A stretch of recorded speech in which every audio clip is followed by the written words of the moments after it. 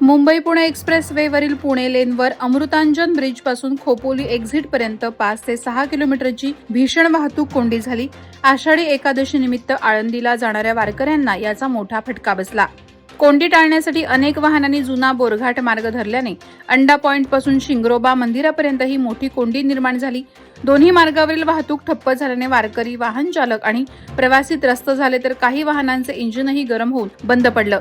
ही कोंडी नेहमीचीच होत असल्याने नव्या मिसिंग लिंकचं काम लवकर पूर्ण करून मार्ग वाहतुकीसाठी खुला करण्याची मागणी वाहन चालकांनी केली आहे.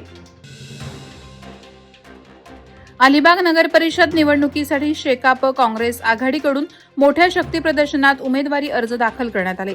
या निवडणुकीत तरुणांना 50% संधी देण्याचा निर्णय घेतल्याची माहिती शेकापचे सरचिटणीस जयंत पाटील यांनी दिली. त्यांनी कार्यकर्त्यांना एकजूट ठेवून विजयासाठी मेहनत घेण्याचं आवाहन केलं. नगराध्यक्षपदासाठी माजी नगराध्यक्ष प्रशांत नाईक यांच्या कन्या अक्षया नाईक यांनी अर्ज दाखल केला. तसंच माजी नगराध्यक्ष प्रशांत नाईक, मानसी म्हात्रे, अनिल चोपडा, समीर ठाकूर, अभय म्हामुणकर, महेश शिंदे, सागर भगत आणि शैला भगत यांनीही नामनिर्देशन सादर केलं. माणगाव उपजिल्हा रुग्णालयातील नेत्रतज्ञ डॉक्टर शंतनू डोईफोडे यांची प्रतिनियुक्तीवर महाडला बदली झाल्याने दररोज येणाऱ्या रुग्णांचे मोठे हाल होत आहेत, असा आरोप ह्युमन राईट्स ऑर्गनायझेशनचे जनरल सेक्रेटरी दत्ता नाईक यांनी केला. त्यांनी ही प्रतिनियुक्ती तात्काळ रद्द करण्याची मागणी करत आंदोलनाची चेतावणी दिली. डॉक्टर सचिन गोमसाळे आणि अलिबाग शल्यचिकित्सक यांच्यात संगनमत असल्याचा संशयही त्यांनी व्यक्त केला.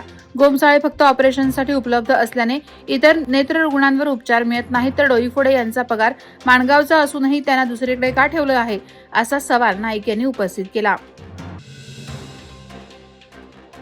धैरंड शहापूर परिसरातील 387 हेक्टर जागेत उभा राहत असलेल्या सीमारमास कंपनीच्या प्रकल्पासाठी सुरू झालेल्या सीमांकन आणि पोहोच रस्त्याच्या भराव कामाला स्थानिक शेतकऱ्यांनी तीव्र विरोध दर्शवला.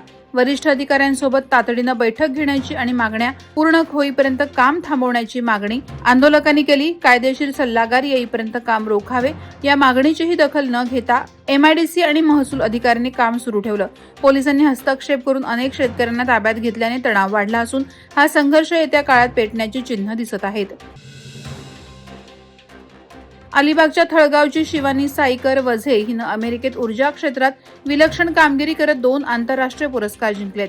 तिला energy engineer of the year 2025 mid west US, energy engineer of the year 2025 mid west US आणि Phil Wardzek emerging leader in national labs 2025 हे मानाचे पुरस्कार मिळाले. शिवानी शिकागो येथील फर्मी नॅशनल ॲक्सेलरेटर लॅबोरेटरीमध्ये ऊर्जा व्यवस्थापक म्हणून कार्यरत आहे. आरसीएफ शाळेतून शिक्षण आणि मुंबईच्या VJIT मधून इलेक्ट्रिकल इंजिनिअरिंग पूर्ण केल्यानंतर तिनं अमेरिकेत ऊर्जा विषयात मास्टर्स केलं. तिच्या शाश्वत ऊर्जा उपक्रमांची दखल घेऊन हा सन्मान देण्यात आला. बालदिनानिमित्त रायगड पोलिसांनी आदिवासी विद्यार्थ्यांच्या विकासासाठी प्रेरणा उपक्रमाची सुरुवात सुधागड तालुक्यातील बावळोली आश्रमशाळेत SP आंचल दलाल यांच्या उपस्थितीत केली.